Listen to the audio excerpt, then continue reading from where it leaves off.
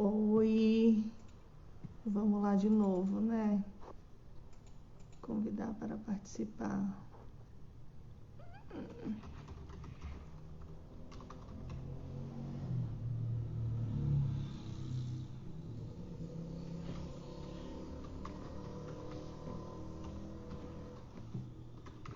Boa noite, estamos voltando aí. Deixa eu chamar aqui, ó. O Shalom entrou.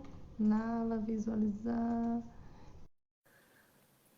Deus queira que eu tenha salvo, eu acho que eu salvei. Aí, Nala, deixa eu achar os outros aqui.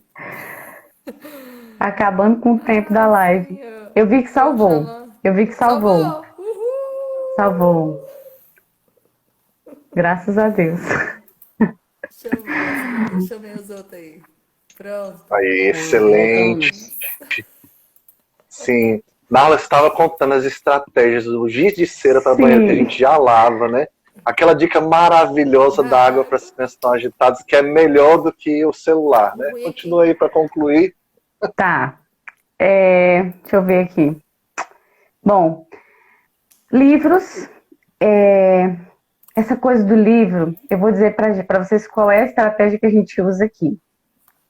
Nós assinamos alguns clubes de leitura para criança, que são da nossa confiança, que a gente gosta de acompanhar. E aí, uma vez uma pessoa falou assim, nossa, mas chega livro todo mês, vocês conseguem ler todos os livros? Aí eu falo, cara, eu não leio nem a metade com eles. A leitura com eles, embora seja diária, a gente lê para eles todos os dias, demora, né? Assim, para você, é diferente a leitura ali em voz alta. Nenhum dos meus ainda lê fluentemente para pegar um livro e ler sozinho. Mas a gente lê todos os dias. Mas nós compramos livros todos os meses. Por quê? As crianças, elas começam a ter acesso aos livros, e aí tem o clube de leitura, mas também tem aquelas feirinhas de livro de shopping, que você pode pegar as coisas que seu filho tem interesse. Ah, o menino gosta de dinossauro, de nuvens. Então, vai comprando esses livros e deixando eles disponíveis, porque as crianças vão se interessando, né? E isso faz com que elas comecem a desenvolver ali uma intimidade maior com a questão dos livros, da leitura, e aquilo toma um tempo, assim, que vocês não fazem ideia, tá? Eu digo isso assim, porque, como eu disse, a gente vai... Eu falo para eles assim, eu falo pro meu marido assim, amor, a única coisa que a gente realmente está assim, investindo financeiramente é com livros. Se eu morrer e essas crianças pegarem e doarem esses livros aí para qualquer pessoa, eu volto. Aí ele acha graça, assim. Mas, assim, brincadeiras à parte, uma vez eu li um artigo, assim, eu vou concluir, tá, Francis? Só tem mais duas coisas. Uma vez eu li um artigo falando sobre a questão da criação de meninos e meninas. E o tanto que para você criar meninos hoje em dia tem sido desafiador, porque várias ideologias têm meio que emasculado a criação dos meninos. E uma das coisas que a autora falou foi o seguinte, que para você criar meninos saudáveis, felizes e disponíveis ali, dispostos, né, para o caminho das virtudes, da santidade, você precisa fecundar neles o hábito da leitura. E aí eu fiquei com isso na minha cabeça, assim. Então, é uma dica que eu dou, eu acho que não precisa comprar sempre livros caros, tá, mas livros bonitos, porque a criança, ela faz a associação do que é bom com o que é belo. Então, quando ela é pequena, ela ainda não sabe fazer essa diferença, né? Assim, é feio, mas é bom. Tem ali um fundo de verdade, ela não tem essa capacidade de abstração antes dos 9 anos. A outra coisa que eu queria recomendar é a talagarça, que é um bordado que ele é mais grosso e ele ajuda meninos e meninas, dá porque às vezes a gente olha assim bordado e pensa só nas meninas, mas tem vários kits mesmo que já vêm prontos para os meninos treinarem o alinhavo para fazer dinossauro e tal, e isso ajuda na capacidade de concentração, né? A criança vai ficar ali bordando, alinhavando, e você vai conseguir fazer outras coisas, vai conseguir ficar tranquilo e tal. Não sei se foi aí que eu parei.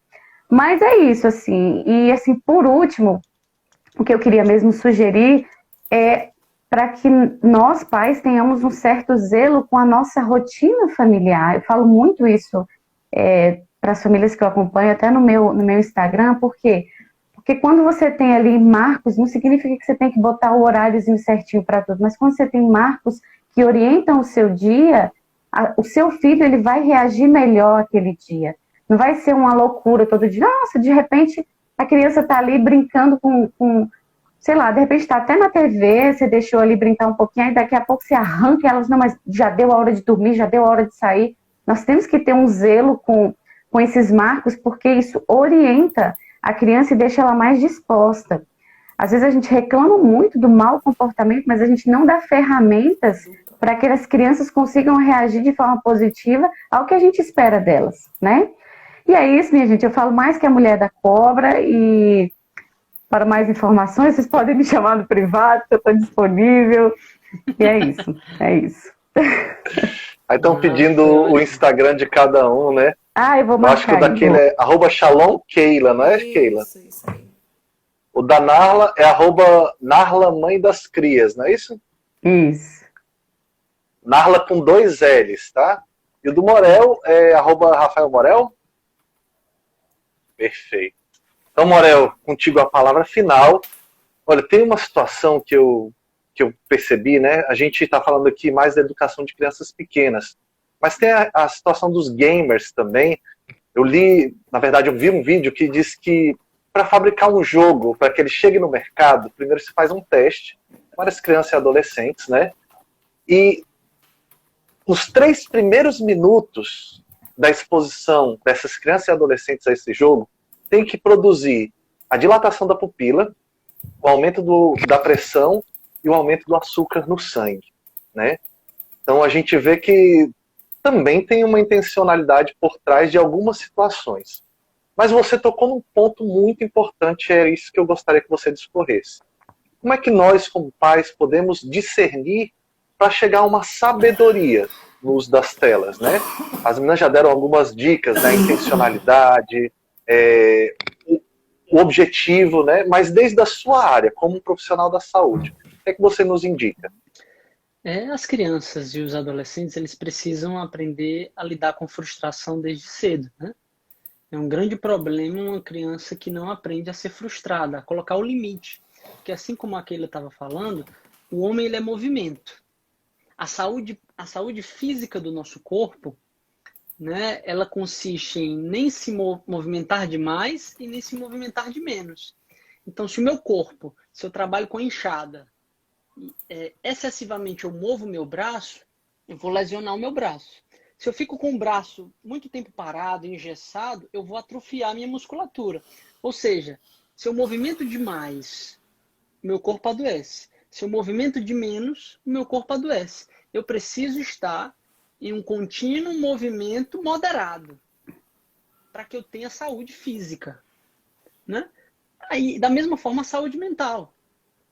Né? Se eu fico num único brinquedo, numa única tela, num único jogo, isso vai ser ruim. Então, eu preciso saber estimular. Às vezes a gente quer que a criança se estimule sozinha, como a gente estava falando, né?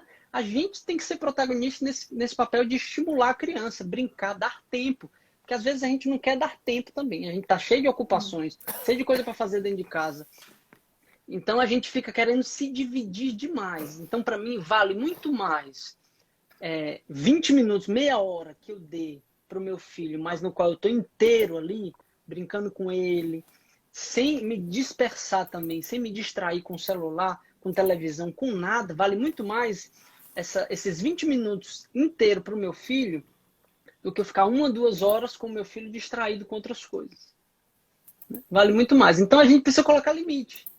Né? E esse limite vai fazer com que a criança vá aprendendo a lidar com frustração desde cedo, porque é um problema sério a criança não saber se frustrar. Né? As complicações psicológicas disso também são muito sérias, até para o desenvolvimento como uma pessoa adulta. Né? Então a gente aprende a lidar com essa frustração já na infância.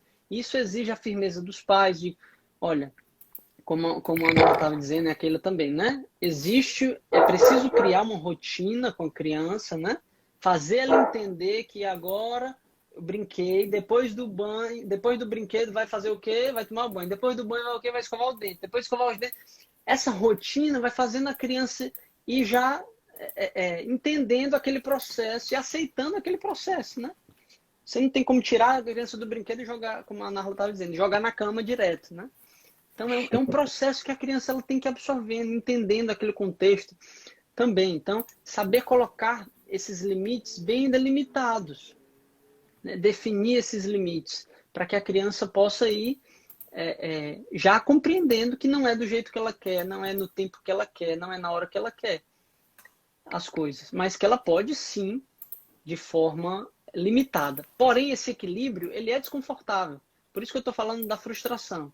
Porque às vezes a gente acha que a gente tem a ilusão de que o equilíbrio, ele é aquele lugar de conforto. Não é. O equilíbrio, ele não é confortável. O equilíbrio é justamente eu encontrar, eu saber lidar com o desconforto.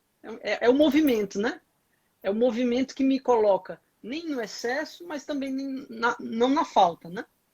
Então, ele é um pouco desconfortável. E eu vou aprendendo a lidar com esse desconforto, né? Então, às vezes a gente quer que a criança esteja totalmente confortável, ou a gente quer estar confortável diante da situação, e a gente, como pais, também não vai estar, né? Porque o equilíbrio não consiste em conforto, né? Mas em saber lidar com o desconforto também. Então, saber estabelecer bem esses limites. Estavam perguntando aí sobre a questão dos brinquedos. É importante fazer revezamento, porque tem criança que vicia naquele brinquedo, só quer brincar com aquilo também, né? Ah, só quero viciar naquele brinquedo, só quero brincar com isso.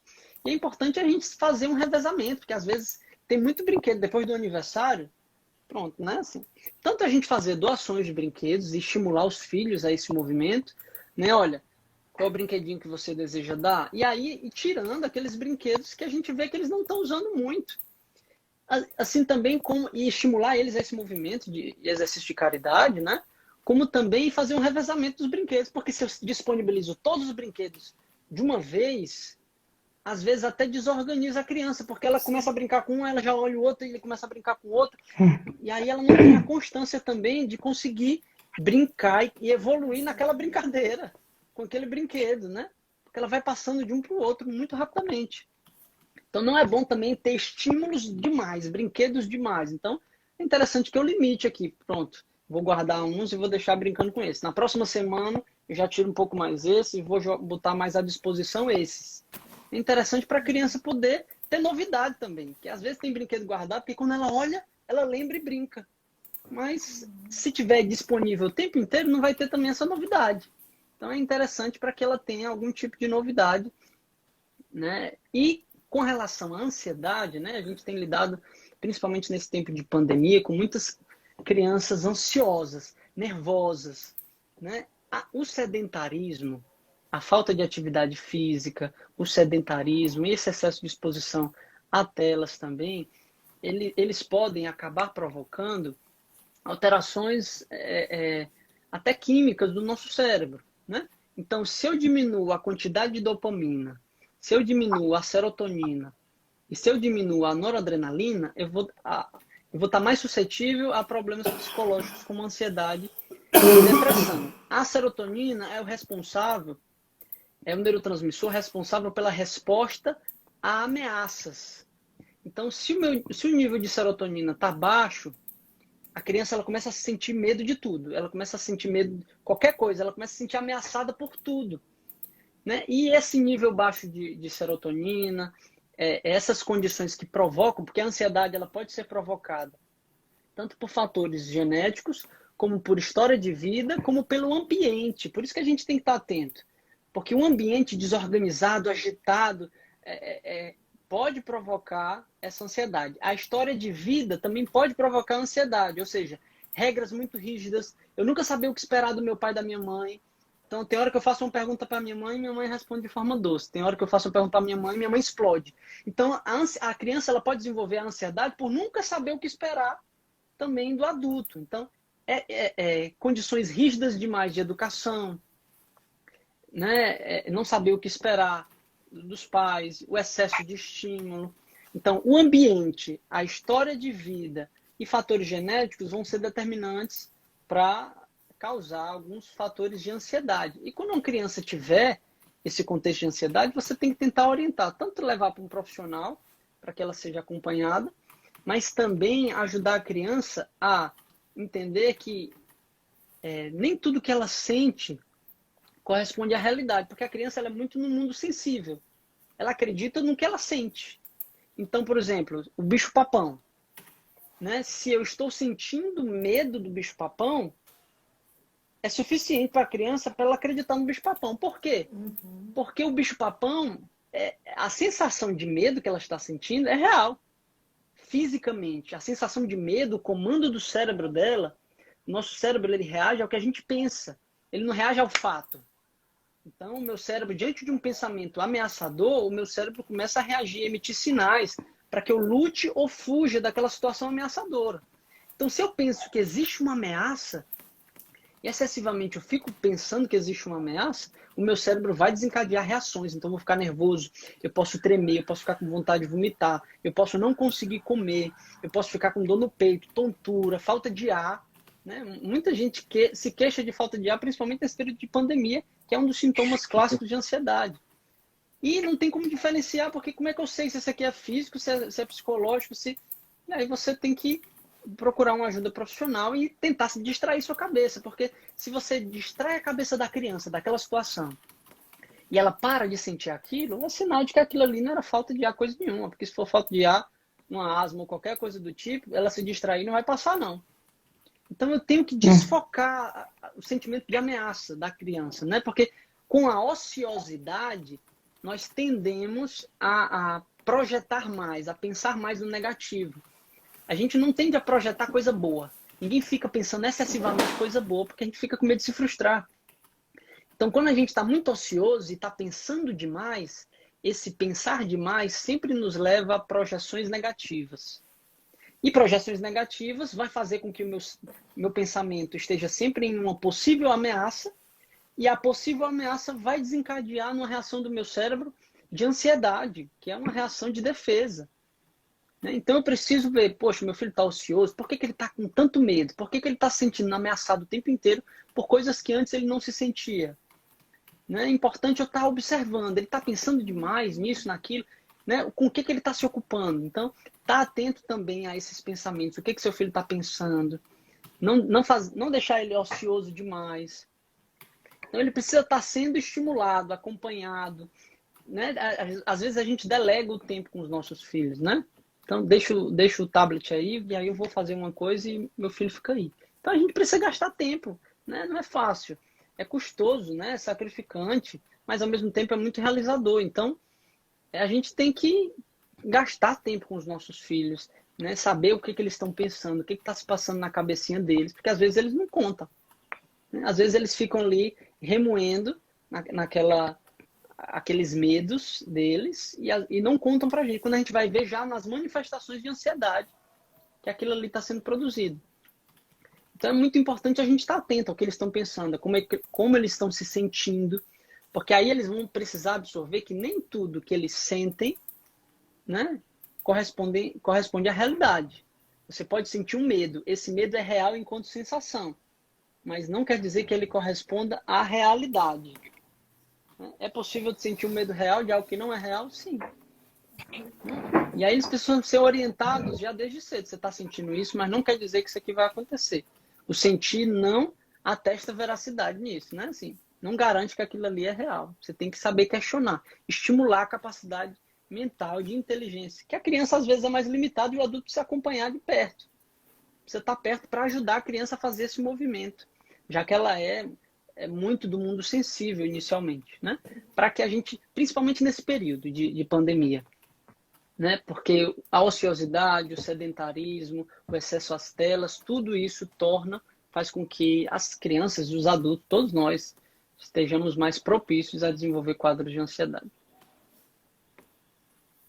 Muito obrigado, Morel. Gente, foi muito rico estar com vocês nesse momento. Queremos agradecer também a você que está aqui, que participou, que deixou a sua pergunta, que fez o seu comentário. Enriquece a nossa live muito, muito mesmo. E gostaria de deixar mais uma vez o convite para que você possa participar do Congresso das Famílias Shalom 2021 com o tema O amor vencerá tudo. Francis, como é que eu faço para participar desse congresso? É muito simples. Primeira coisa, segue esse perfil, famílias.shalom. Lá nós estamos colocando toda a informação do congresso. Francis, já estou convencido, eu quero estar no congresso. Então entra lá, www.congressodasfamilias.com e faça a sua inscrição. Nós vamos ter vários workshops, um workshop exclusivo para falar sobre a educação dos filhos. E na próxima semana nós vamos continuar com as lives em preparação do congresso. Uma live que vai falar sobre a realidade financeira neste tempo desafiante que nós estamos vivendo de pandemia. O Tobias, que deixou as mensagens aí para o Morel, dizendo para o Morel cantar junto com a Keila. A Luciana Fiore, que também que é a esposa do Tobias, também vai estar. E o Gabriel Vaz, lá de Brasília, que vai nos acompanhar na próxima live, na próxima quinta-feira. Gente, muito obrigado pela presença de vocês. É uma alegria me encontrar com vocês. Eu saio muito enriquecido, tenho certeza. Todo mundo sai muito enriquecido dessa live. E gostaria de deixar uma mensagem final para você que é pai, você que é mãe. Olha, o Papa Francisco diz algo muito interessante e muito importante em Amoris Laetitia. Quando nós recebemos o sacramento do matrimônio, nós recebemos uma graça também para educar os nossos filhos.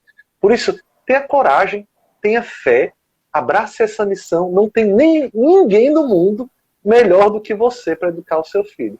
Por isso, vamos em frente, nós estamos aqui para colaborar, mas com certeza você tem essa graça de educar o seu filho, de vencer o desafio que você está vivendo hoje, porque o Senhor mesmo te concede essa graça. E nós queremos ser esse auxílio para vocês, tá bom? Gente, me despeço. Boa noite para vocês. Muito obrigado pelo tempo de vocês, viu? Obrigado, sou Deus fã de abençoe. todos vocês, saudades. Também, saudade de vocês. Tchau, tchau, Deus abençoe. gente. Boa Vou noite. salvar também Um esse pedaço abraço. aqui. Até mais.